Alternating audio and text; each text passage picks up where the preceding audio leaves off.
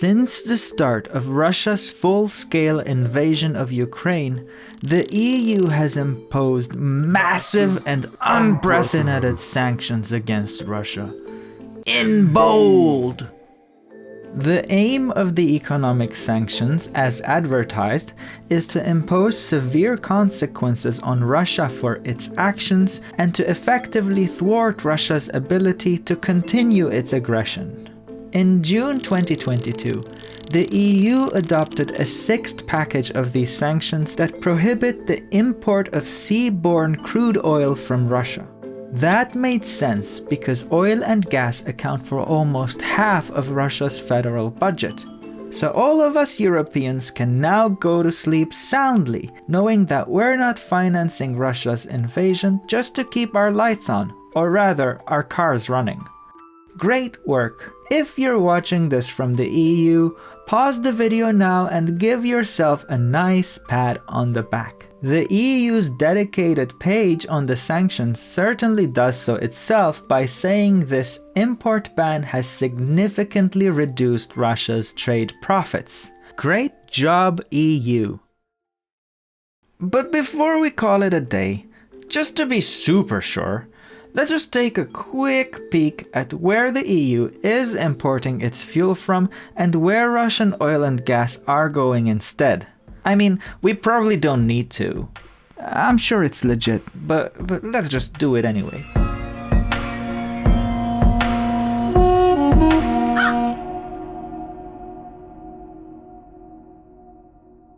From the very beginning, when sanctions were suggested in response to Russia's recognition of parts of Ukraine as independent, NATO member Turkey was opposed to the sanctions on Russia. And as global sanctions on Russia began to take effect and Russian fuel exports to the EU began to decline, fuel exports to Turkey enjoyed a bump. This may not look like much at first glance, but bear in mind these exports are to one country compared to the 27 EU countries shown here.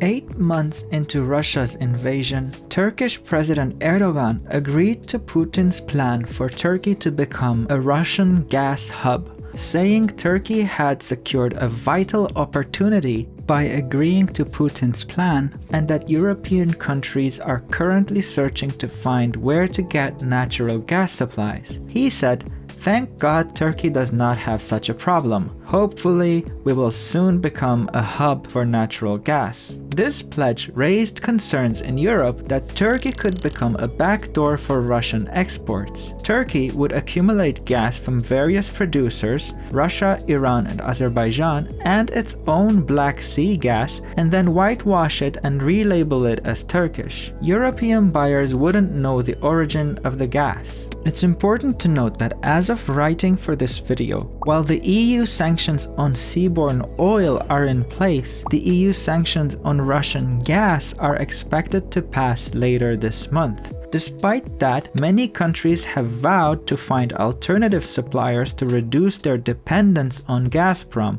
Russia's gas export monopoly, and a Turkish hub would make it harder to differentiate whether gas is flowing from Russia or, for example, Azerbaijan. Okay, I hear you asking, so what? Gas isn't sanctioned, oil is, and Turkey has its own oil refineries that can process and supply Europe with oil, at least in theory. Let's zoom in a little closer. On one day in May of 2023, Motor Oil Hellas refinery in southern Greece received an oil tanker loaded with 150,000 barrels of gas oil from Turkey. This ship came from the Ceyhan port in Turkey. Athens insists it doesn't accept Russian oil in compliance with EU sanctions. But here's where things get interesting. This Turkish port has limited road and railway connections to refineries, giving it few means of receiving large fuel deliveries such as this one other than through tankers docking at its piers. As it turns out, over the last year, the Ceyhan port in Turkey imported 22 million barrels of fuel, 92% of which came from Russia, triple the amount of the year before. During this period, 85% of the port's fuel exports went into the EU.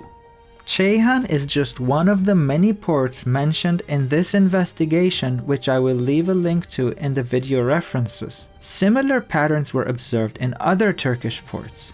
All in all, between February of 2023 and 2024, Turkey boosted its Russian fuel purchases by 105% compared to the previous 12 months. In the same time, Turkey's fuel exports to the EU jumped by 107%, nearly an exact match.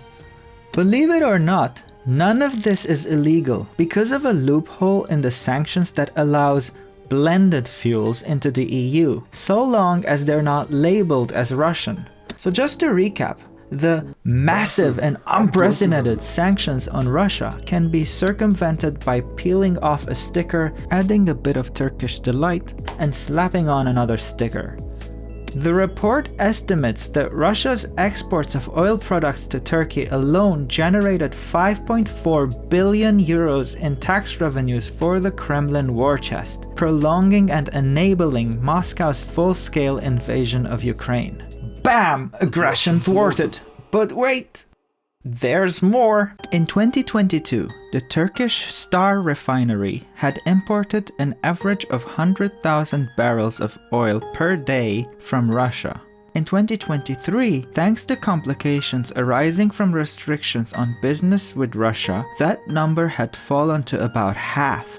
This refinery is owned 60% by the Azerbaijan state oil company SOCAR and 40% by Azerbaijan's Ministry of Economy. So, in October of 2023, Russia's Lukoil extended a $1.5 billion loan as part of an agreement that would allow SOCAR's Star refinery in Turkey to resume processing Russian crude oil. Neither Lukoil, SOCAR, nor Star responded to requests for comment. To Reuters, not me. But to be fair, I didn't even try. Speaking of Azerbaijan, let's rewind a bit. In July of 2022, in an effort to move away from Russian fossil fuels, spearheaded by President of the European Commission Ursula von der Leyen, the EU signed a deal with Azerbaijan to double its gas imports to at least 20 billion cubic meters by 2027. Hooray! But a report published by The Economist shortly after claims that while Azerbaijan has enough gas production to meet its domestic demand, even if that production continued its increasing trend till 2027, it is very unlikely that Azerbaijan would be able to fulfill its export agreement with the EU, falling short by about 10 billion cubic meters. Most mathematicians today would agree that 20 is in fact a larger number than 10. So, how does Azerbaijan plan to supplement this shortage? Azerbaijan plans to invest into clean energy and reduce their domestic natural gas usage, thus freeing up some much needed gas that they can then export to the... Just kidding, it's Russia. They're buying the gas from Russia. This was just a smokescreen they put up in preparation for hosting COP29. In actuality, just 5 months after the agreement with the EU was signed, the Russian giant Gazprom, who the EU wanted to reduce their reliance on, announced that deliveries of Russian gas to Azerbaijan had already begun. I wish we could stop there, but unfortunately it gets even worse. Even if we look exclusively at Azerbaijan's gas that doesn't come directly from Russia, the only gas field in Azerbaijan that exports to the EU is the Shah Deniz field. This field is 25.5% owned by the Russian Lukoil. According to tax reports published by Lukoil from 2015 to 2020, the company paid $63.8 billion into Russian government accounts, which are currently being used to wage war in Ukraine. And thanks to the EU deal, this Russian company is on course to make an extra $7 billion in profits over the coming decade only from the gas field in Azerbaijan that supplies the EU. So to summarize, the EU's energy diversification plan is to buy gas from Azerbaijan from gas fields partly owned by Russian companies, and when there's a supply shortage in Azerbaijan, just supplement it with gas from Russia directly. Bam! Energy diversified! And we haven't even mentioned how Azerbaijan and Russia signed an alliance days before Russia's invasion of Ukraine, which, among other points, says they would refrain from carrying out any economic activity that causes direct or indirect damage to the interests of the other party. Gee, I wonder what that was about. Actually, we don't have to wonder, because an Azerbaijani analyst said signing the day before the invasion was no coincidence. It was likely intended to ensure that Azerbaijan did not get involved in any Western anti-Russian campaign. Well, that seems to have worked out pretty well for both of them. We haven't even touched on Azerbaijan's record of crimes against humanity in Artsakh, which arguably are more egregious than Russia's actions in Ukraine, which is why I can't help but roll my eyes every time an EU official mentions European values. Our common values to be put at risk. To stick together to defend our values. And up next, can Europe effectively punish Moscow while still paying Putin billions of dollars for oil and gas? As of writing for this video, the European Union has paid Russia 196 billion euros for oil and gas since the start of the invasion and counting. It is astonishing how much horror you can get away with in this world today if you just have oil. But let's not get derailed. As for Turkey, we haven't even mentioned how the US has placed sanctions on Turkish firms for, quote, engaging in conduct contrary to US foreign policy interests, including by supplying Russia with US origin items of potential importance to Russia's war efforts. Then expended those sanctions